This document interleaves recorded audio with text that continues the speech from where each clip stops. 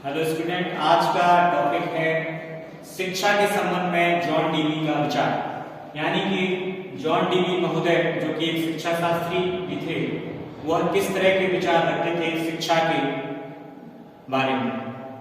John Dewey को एक व्यवहारवादी माना जाता है। अंग्रेजी भाषा में इनको प्रैग्मैटिक फिलोसोफर और इनकी थ्योरी को प्रैग्मैटिक फिलॉसफी कहा जाता है। इनके शिक्षा के संबंध में जो विचार थे वह ये मानते थे कि शिक्षा 4 मुख्य आधारों पर स्थित है। पहला, शिक्षा ही जीवन है। वह मानते थे कि शिक्षा एक लगातार सतत चलने वाली गतिशील प्रक्रिया है जिसमें व्यक्ति लगातार सीखता है और जीवन भर सीखता है। अर्थात मनुष्य जन्म लेने से लेकर मृत्यु प्राप्त करने तक लगातार शिक्षा ग्रहण करता है। और वह यह मानते थे कि शिक्षा के द्वारा ही हमारा जीवन लगातार प्रगति करता है। इसीलिए उन्होंने कहा कि शिक्षा ही जीवन है। दूसरी बात पर उन्होंने विचार किया और बतलाया कि शिक्षा ही वास्तव में विकास है।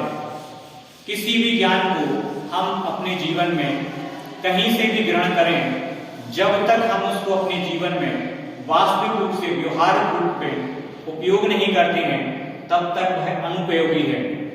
ऐसी शिक्षा ही केवल वास्तव में ग्रहण करने योग्य है जिसे व्यवहार में भी लाया जा सके।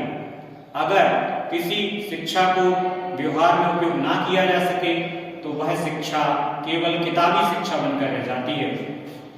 शिक्षा अनुभवों का पुनर्निर्माण है, ऐसा वह मानते थे। जॉन डीवी का विचार था कि प्रत्येक व्यक्ति को ज्ञान प्राप्त होता है, लेकिन जब वह उस शिक्षा को दूसरों पर व्यवहारिक रूप में प्रयोग करता है तो उसे कुछ विशेष अनुभव प्राप्त होते हैं। उन अनुभवों के आधार पर वह दोबारा से उस ज्ञान रूपी संग्रह में परिवर्तन करता है या उसका पुनर्निर्माण करता है, अपनी सोच में बदलाव लाता है। क्योंकि बहुत सारा ज्ञान किताबी ज्ञान है, उसे हम वास्तविक जीवन में उपयोग नहीं कर सकते। अगर हम उसे वास्तविक जीवन में उपयोग करें तो वह ज्ञान निरर्थक हो जाएगा, उपयोगी नहीं होगा। निरर्थक का मतलब है उपयोगी ना होना। वह सत्य भी हो सकता है, ऐसा ज्ञान सत्य भी हो सकता है, लेकिन फिर भी व्यवहारिकता में वह उपयोगी नहीं है।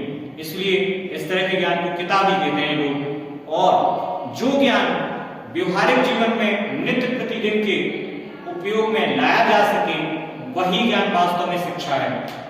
शिक्षा एक सामाजिक प्रक्रिया है। अगर एक व्यक्ति समग्र रूप से अपने ज्ञान के द्वारा दूसरे व्यक्तियों से, समाज से, पड़ोसियों से, कुटुंब से और विभिन्न प्रकार की सामाजिक संस्थाओं से अनुकूलन प्राप्त नहीं कर पाता है तो वह सामाजिक प्राणी नहीं है।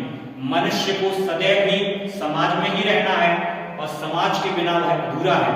समाज भी मनुष्य के बिना अधूरा है। मनुष्य और समाज दोनों एक दूसरे के पूरक हैं। इसीलिए शिक्षा को एक सामाजिक प्रक्रिया माना जाता है ताकि एक व्यक्ति समाज के साथ अनुकूलन प्राप्त कर सके और समाज भी व्यक्ति की अच्छाइयों को अपनाकर उनको दूसरों के लिए नियम के रूप में परिवर्तित कर सके। शिक्षा से व्यक्ति का और व्यक्ति से समाज का प्रगति निर्धारित होती है।